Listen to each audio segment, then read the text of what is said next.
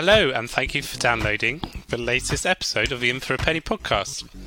Would you like to know something, Josh? I'd love to know something, Marc. It's been a year since we first started podcasting. Blimey, a year already? Yeah. What a year. So, I mean, depending on when you're listening to this, but it's now December the 16th, and December 16th, 2019, and a year ago, well, just a year ago, December the 15th, 2018, we released our first episode. So how many episodes have we done in 12 months? Do you know? I think, including this one, 26. I think you're right. We've done 26 episodes. We have listeners from all around the world. We're having fun. We're having fun. We're educating people. Educating Rita. What's that? That's a film or a book. Haven't seen that one. You should read more. Stop listening to so many podcasts. We've covered subjects from mortgages to insurance to death. And there's more to come, we hope. Good. We've had lots of reviews as well. Any new ones? And we're always happy to have more, but this is one we got this week from someone called Selbio.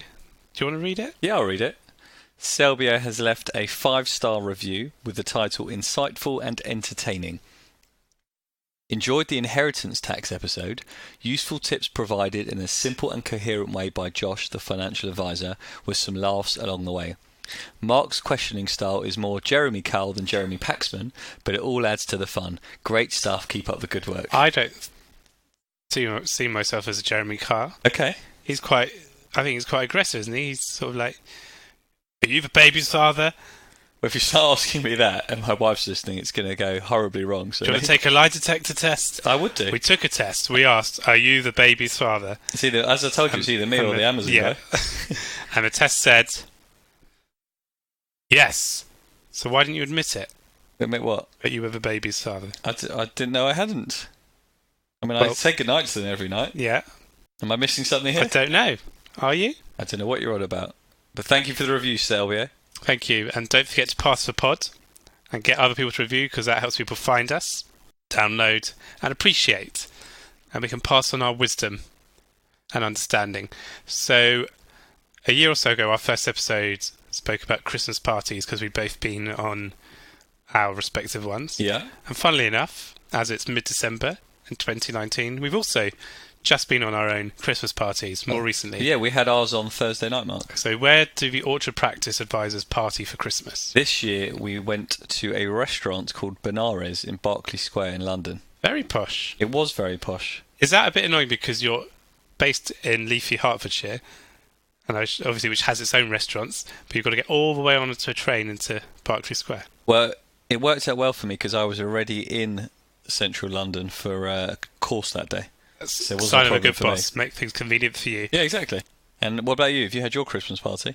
I went to a dinner with one of the with a news website I write with, Peer-to-Peer Finance News. This was your Cavendish Content Christmas party? No, this was the one. You were invited to their Christmas party. Yeah, what'd you get up to? We went to a dinner in Delfino's in Green Park, but we went to I've heard of that. A hotel before and had some drinks. Lovely.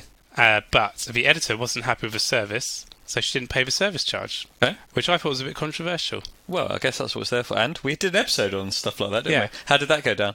Well, it's fine for her, because she didn't want to pay, and it was obviously a busy night because it was midweek. It was actually the night of the election. Yeah. So a lot of people were out drinking, worried about probably the outcome. Yeah, let's not get into that today. Okay. So it was a very busy night, and it took a long time to get our drinks. Probably a 15-minute wait just to get a gin and ginger ale, a couple of beers. And what does she have? Yeah, there are a few of us. Very nice. And yes, so they gave her the bill. She said, I want to take the service charge off. And often when I'm out with my wife, she finds things to complain about and gets things for free. Well, yeah, when she's with you, I'm not surprised. Yeah. And I thought, well, I'm not out with my wife now. I'll have a break from that awkwardness where you can't look at the waiter, but the person you're with is complaining. So they're sorting out the awkward bit, but you can just look straight ahead. But I thought I'd have a break that evening. But then even at work, I'm getting the same awkwardness I think it's you, Marc. Is it me? Yeah. Yeah. I wanted to ask you something, Marc. Speaking of awkwardness, have you both noticed that... Have you noticed that we both seem to be growing a beard at the same time? Yeah. What's going on there? Well, mine is because I'm in a period of mourning. Right. It's not really. It's actually because I always grow a beard around the winter time. But in the Jewish faith, I think you're supposed to grow a beard. But you're out of that period, aren't I'm you? out of that period. Mine is, it started off as laziness. Okay. So I hadn't shaved for a week or two. And I thought, you know what? Let's give this a go. I've never grown a beard before. Okay. So I'm about 4 or 5 weeks in now. Yeah. But it is a bit weird that we've both got these fluffy faces at the same time. It's weird when we rub them together. It's like stick together like Velcro. Can we not pretend that No? happens? Thank you. Should I take it off? Yeah. No, you can keep it on air, but No, I mean, take The my beard off your face. yeah. Thank you. Yours looks quite shaped, though. Have you been styling it?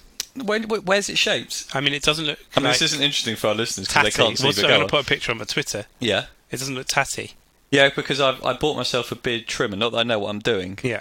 but It looks like you know what you're doing. I think the shape is just a bit natural. What are you doing about the neck? Yeah, I'm keeping a neck. You've I had a done little a line there. I had a little little on Friday. I had a little trim. Yeah. I'm just making it up as I go along, and I'm a bit bored of it, to be honest. Yeah. But I thought, you know what? As I've never grown one before, let's do it. Let's see it through, and we'll see what happens. What does your wife think about it? She encouraged me to grow it. Did she wants you to look more manly? Yeah, I think it was Yeah. just to see less of my face. Yeah. And I think she's a bit fed up with it now. Yeah. Yeah. Does she find it prickly? I don't know. Oh, have you asked? I get kind of pushed if I go in for a kiss, not with your wife, Yeah. but mine. She'll say you've got to shave. So We've been married and we've got 4 kids. There's no kissing in my house. on with the show. Yeah, let's get on with it. What's this show about? So I thought it would be interesting because we talk about financial advice quite a lot as you're a financial advisor. Yeah. I thought it'd be interesting to talk about how advisors are paid because as much as I'm sure you like helping people, you're not doing all of it out of the goodness of your heart. I'm sure some of it is, but you need to make money because you've got 4 kids to pay for Yeah. and a wife and shave and a beard trimmer to maintain. So we're going to talk about fees and charges. Yeah, fees and charges. Actually, I would like to be able to provide our service without charging anyone. It would be nice to be able to do it. Yeah. It's not feasible, Yeah. but it would be nice to be able to do that. So in the old days, Yeah. before 2012, Yeah. a lot of people may have thought they were getting advice for free. Yeah. Why was that? So advisors used to be paid by commission. So before 2012, when the Retail Distribution Review, the RDR, came in, it was all commission based. So your advisor set up a policy for you, a pension or whatever it may be. Yeah. And they wouldn't have to directly pay you any fees. And the policy provider, the pension company or whatever it was, would pay a commission to the advisor. So you're right, people thought they were getting advice for free, but in effect they're actually paying quite heavily for it. And is there a risk of bias there as well? Yeah, definitely. So there was a big problem where advisors, I call them advisors, salesmen is probably a better term, used to change people's policies regularly so they could always get the next lot of commission, which is one of the reasons that the legislation changed and they brought in the rules that commission would be banned. They also brought in other rules that everyone had to have a higher level qualification. So everyone had to have a level 4 qualification in financial advice. And fees had to be transparent and agreed up front with clients. So all in all, it was a great change. Yeah, I'm sure it was. No, it sounds positive, and it came. Do you think some of it was determined by the financial crisis as well, when banks were doing risky lending and people were sold products that weren't necessarily suitable? Do you think that had an impact? Yeah, I think so. I remember when we saw clients around. Remember, I only started in this particular profession in 2011. But I remember around sort of 2012, 2013 when we saw clients and they were saying, "Oh, how come we got to pay you a fee now? We've never paid fees in the past." I actually even get that now from some people who haven't seen an advisor for a long time. We say, "Well, look, you've always been paying a fee. It's just been hidden somewhere along the lines, and now at least you know exactly what you're paying, who you're paying it to, and what service you can expect in return." So how do advisors get paid now? So there's lots of different methods that advisors use. So one option is a flat rate or a fixed fee. So you pay your advisor an amount to do a job for you. Mm-hmm. So there's advantages and disadvantages of that. An advantage is very simple to understand. If you're told you're paying, whether it's £100, £1,000 or £10,000, you know what you're paying and what you're getting in return. Another advantage is you are separating the investment advice from the financial advice. I think that's quite a key point, actually, because a lot of people, when they see a financial advisor or a financial planner, are solely focused on the investments. But normally that is actually the investment manager's job. And the financial advisor or the financial planner is more looking at the big picture. So the investments is the funds and Correct. all that sort of stuff. Correct. Another advantage of fixed fees is that it's similar to what other professionals do. Accountants, solicitors, so it's more aligned on that side of thing. So when you're talking about these fees, is this for just investment related advice, or would it be for pensions and insurance and mortgages? What type of products would it cover? Well, I think that's the big mistake a lot of people make is to talk about products. We are not those salesmen that we mentioned before that talk about commission. We are providing advice and planning, holistic financial planning. If a product needs to come into that, it will do, but that isn't the main focus. But if I come to you saying I want an ISA, you're not going to sell me life insurance. Well, first, I'm not going to sell you anything, so I'm not going to do sales. Right. Yeah. But if you come to me saying I want an ISA and I think you shouldn't have an ISA and that you should have a life insurance policy, then I will. Okay. Yeah. So I've got to give the people what they need, not what they want. Nice. There's also some disadvantages. Oh, okay. Tell me those. It's hard to set that fixed fee at the right level. So that's a disadvantage. So you could say to a client, it's going to be X amount of pounds, and you spend double the amount of time on it that you thought you were going to. Yeah. On the flip side, you spend half the amount of time on it that you thought you were going to. So there's a risk there. It's also likely to be less attractive to lower net worth clients who have to pay a fee for something, a fixed fee for something. I guess it looks more scary, when you see a kind of pounds and pence figure. Yeah. So what's an alternative method if it's not fixed fees? So a lot of people do a percentage fee. Oh. So a fixed percentage. So for instance, when you make your investment, the advisor is going to charge you 5%, 1%, 10%, whatever it may be. And to look after you on a regular basis, they're going to charge you 0.5%, 1%, 5%, whatever it may be. So again, that's quite simple to understand. Mm. It's a percentage, which is relatively easy to calculate. Yeah. It's a common method, so clients are familiar with that. Very easy for people to get their head around. Another advantage is that the more or the greater the size of a client's assets, the more they pay because it's likely to be a more complicated set of circumstances. Is that an advantage? Well, it's an advantage and a disadvantage. So if you, from a client's point of view, I think we have to ignore the fact that we can't charge clients nothing. Okay. So, and I think we have to agree that clients will pay a fair fee for the work that's done for them. Okay. So if their affairs are more complicated, then they should be paying a higher fee. And if their affairs are simpler, then they pay a lower fee. If it's on a percentage basis, I'm talking about there. Mm-hmm. Okay. I guess another disadvantage of the percentage method is, again, for lower wealth clients, it might be unprofitable for a financial advisor to actually look after them. Yes. So if you're charging 1% to look after a client and they've got £1 million, that's £10,000 a year. If a client's only got £10,000, then 1% is £100.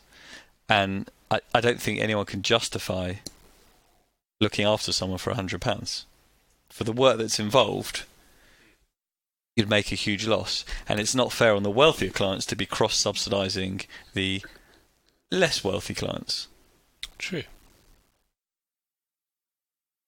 A disadvantage for clients, and let's go back to what we said before about paying a fair fee for the work that's done. If you are extremely wealthy, there's no upper limit on what you're going to pay if it's just a percentage basis. So if you've got £100 million in assets and you're paying 1%, you're paying £1 million a year. Is that necessarily fair for the work that's being done?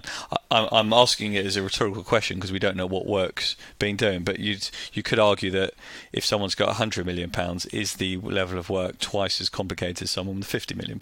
So should the fee be double? How is that illustrated to someone? Because I think if you're putting just if you're putting just a percentage on a piece of paper, it may be hard for someone to calculate. So do they still end up seeing the round figure? Yeah, you have to give a pounds and pence figure. Remember, nowadays it's all clear, open and transparent, so you should never not know what you're paying an advisor. So if they say to you it's 1%, you should know exactly what that is in pounds and pence as well, and that'll be on all your paperwork. So obviously there'll be fund management charges on top of that, and also platform charges. Correct. Which is where the money's administered or held. I think we're just talking about advice.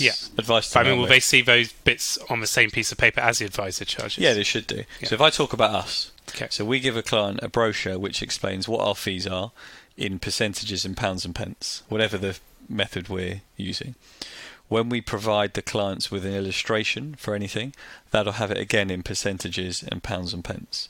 When we write them a report, we call a suitability report to say what we've done or what we recommend and why, that explains it in pounds and pence. If they've got a product, the product provider's documentation will show the fee in percentages and pounds and pence. The fees are so in your face nowadays. You actually see it too often. Yeah. But it's all there. Have you ever had someone complain about fees? I wouldn't say complain. Question, query. Yeah, I have had query about. I'm not paying this.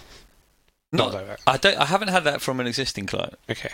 So if people have signed up to us, it's because they're happy. Have you had it from a client that doesn't exist? Sorry, I don't know what you mean. But we have had clients in an initial meeting and who said, I don't want to pay the fee, which is great. Get them out of the way straight away.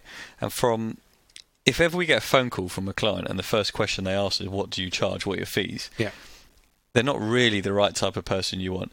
It's very important that clients understand the fees and know what they're paying. But if that is all they're looking for, then it's not necessarily the right focus. You've got to get value for money, not necessarily find the cheapest fee. How do you monetize value? Deep. That's probably a whole podcast on that Probably. Okay. So there's other methods of charging. You could go down the time-based option. Like hourly rates or something? Yeah, hourly rates. So like accountants do or solicitors. So the advantages of that, again, is if an advisor spends a certain amount of time on that bit of work for you, it's going to cost you X amount of pounds an hour. Whether that is £100 or £1,000, you know what it's going to be. On the flip side of that, you don't necessarily know how much time they're going to spend on a task. Yeah. So they'd always give you an estimate at the beginning, and they would say, to do this bit of work, I estimate it's going to be 3 hours at £300, £900, but there's every chance that could go above that. And I always find hourly charging a bit arbitrary, because you can set your hourly rate or whatever you want to set it at, and there's no incentive to work efficiently. In fact, there's an incentive as an advisor to work inefficiently. Yeah. I'm not saying anyone would do that, but there is a bit of an incentive to work slower. Our previous accountants used to work out hourly rates, and it put me off calling him. Yeah. Because I knew if ever I called him, he's going to start the clock and start charging me. So putting that into practice with advice clients, you don't want someone not calling you. You could just talk really fast. Yeah. You could do. Sometimes I listen to podcasts at 1.5 times speed or 2 times speed, which feels a bit like that. They don't charge you to listen, mate. No. But if I want my clients calling me whenever something comes up. I want to encourage them to talk to me and know that they can ask me as many questions as they want and that we can work together on things. About financial advice, I assume. Well, you know what, you say that, but the amount of things that clients talk about as well in their life that they just want to chat about is very interesting. Sometimes we become family guidance officers, marriage counsellors. The stuff that comes up is very interesting. But does that make sense? You don't want to put someone off calling you because they're worried that it's going to cost them money, and then by not calling you, it's going to cost them more money in the long run because they haven't dealt with the problem. And those are probably the main three. And a lot of people do combinations of those. Is that what you do? Are there choices, or how do you decide? Me, or how does one decide? How does one decide? I think you've got to work out what type of business you want to run, what type of business model you got, and what's going to be profitable. Let's just take it off financial advice for a minute. Let's talk about any topic, let's talk about being a freelance personal finance journalist. Hmm? So you could charge people a fixed fee for writing an article. Yeah. You could charge them the time it takes you to write the article. You could say to someone, you've got to put me on a retainer, so I'll do as much as I can for you in that amount of time. Yeah. How does someone in your industry or profession decide what to charge? Yeah, I think it depends on the client and what they want. So if it's regular work, it's more likely that the client will pay a retainer, because if they're going to do it per article, it'll get quite expensive. But everyone does it differently. Some are brave enough to say, I want 40p per word for every article, and then you can do quite well at that. Or some will say, I'll have a retainer, or a fixed fee for this amount of words. Or I don't think people ever really do hourly rates, but I think the key point there is you got to remember someone is running a business, the advisor is running a business, and we always we always scrutinise financial advice because it relates to money. So we think, I'm paying for something to do with my money, and people are a bit more nervous, but it's no different to any other business relationship. But how much of your fees goes towards the running of a business? Well, again, that depends on the business model, doesn't it? Everyone wants to make a different level of profit. But what does the fee actually pay for then? What do you mean? What's the fee covering? I don't get the question. What do Are I you get asking in what return is for my financial fee? advice? No, what do I get in return for my fee? So the question is, what is financial advice? Really, isn't it? That's what you're paying for. Yeah. Yeah. Deep. Well, it's interesting when you call it advice because, a lot of people would say it's not just the advice, it's the whole planning thing, isn't it? That's what you're saying. Yeah, you're absolutely right. Yeah. I'm glad you said that. I'm absolutely right. People don't have to say that. I'm filling the silence now because I'm going to let you drink that tea in your hand. That's very kind. While I come up with my next question. I must say, this tea is better than the one you made me when we last recorded a podcast. Is it? Yeah, it was cold last time we had a podcast. Well, you should have said. Well, we're live on air. Well, not live on air. We were on air. I didn't want to insult you. I'm sorry, but... And you were rushing me a bit. I was stressed that day. But as Jeremy Corbyn would say, property is theft. Does he? No, well, he's communist, isn't he? He's now. That's a communist thing. Okay. Property is Marc theft. Shoffman has put it out there. Jeremy Corbyn is a communist. He's not, is he? Property He's socialist. It's theft. This is staying in. I'll tell you what. I'll just add a final thought on fees. Okay, that as a client, you have to find the best advisor to look after your needs. You've got to find the optimal advisor. Yeah. And Optimus Prime. Pardon? Sorry, Transformers reference. Optimus Prime. And not necessarily the optimal fee structure. So by that I mean you could find someone who's charging you the perfect way for you, which could be zero. Yeah. But be a terrible advisor. Or you could have the perfect advisor charging you not necessarily the way you would have hoped, but giving you fantastic advice and great value for money. So it's better to have the optimal advisor in a suboptimal fee structure than the suboptimal advisor in the optimal fee structure.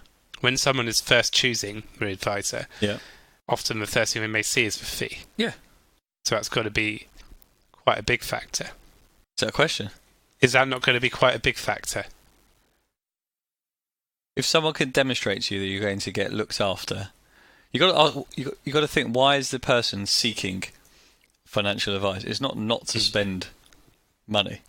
So you would hope that most people don't go looking for an advisor thinking, I don't want to pay for them like any other service. So it's looking for someone that they feel comfortable is going to be a partner for them for the next 10, 20, 30, 40, 50 years to help them get the most out of their life and out of their finances, and therefore be willing to pay for that service.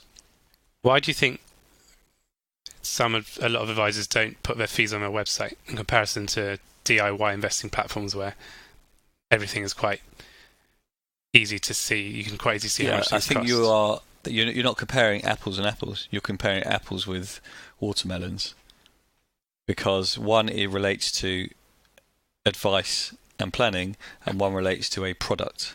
Interesting. I'm not saying that people shouldn't publish their fees. Yeah. but you're not comparing like for like. Should people publish their fees? Yeah, I think they should. And when we next update our website, we're going to put ours on there. Yeah. Very brave.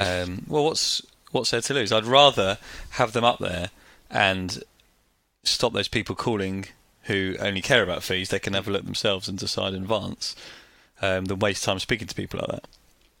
I say it like that, but it's not a regular occurrence. You know, we're very reasonable for the work we do. But it's, again, people scrutinise it in this profession. A lot of accountants, solicitors don't have their fees on their websites too. It's also very hard to know 100% before you see someone what the work's actually going to involve and what you're going to need to do for that person. So I prefer to meet someone, have a chat, and then say, look, if we're going to look after you, this is what's going to cost. Are you happy or are you not? You know, then people can make an informed decision. You got your charges on your website? No. Okay. I'm not providing a regulated service. I don't know why that matters. No, you were just trying to defend yourself. Yeah. But you can see the point is you need to know what the work is, and then you can say this is what the charge will be to do that bit of work. Yeah. I think the risk I have in journalism, if we're going to compare that, is there will always be people who will do it cheaper, and that creates a race to the bottom because there'll always be someone who wants to pay cheaper. So I guess there's a risk as well in financial advice if there are people coming out and saying we can do this cheap, we can do this low cost or whatever. People may flock to those, and as like you're saying, you may not get the best. If someone is very low cost and can give the top level service, then fantastic. I don't think there'd be a race to the bottom. I don't think it's not all about fees. It's getting good value for money. I think our fees are actually on Vouch for. I think they're on there because we've done that more recently than our website. But I don't think that is what people are worried about. What you don't want is someone just seeing a fee and making a decision before they know what they're going to get. Okay. That's all we have time for.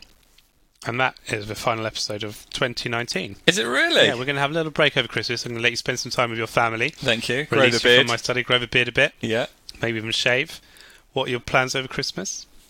Sorry, the festive period, in case you're not Christian. Which I'm not. Yeah. We are spending Christmas Day at my in-laws. We're going to have a nice lunch. Yeah. Hopefully some turkey. Bit of stuffing. Kosher turkey? Yes, of course, Mark. Of course. In case your dad's listening. Yeah, well, of course it's kosher, even if he's not listening. He told me he hasn't listened for a while anyway. What about you? My dad doesn't listen, he's dead.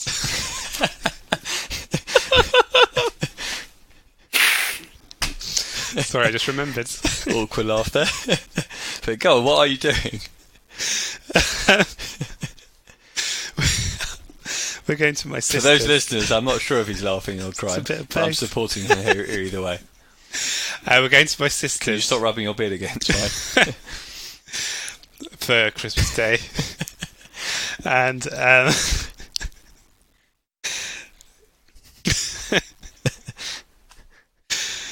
okay, so we'll be back on January the 6th or when I've stopped crying and laughing. But have a best of the season to all our listeners. Thank you for listening over the last year. Do please keep downloading, leaving reviews, and pass the pod.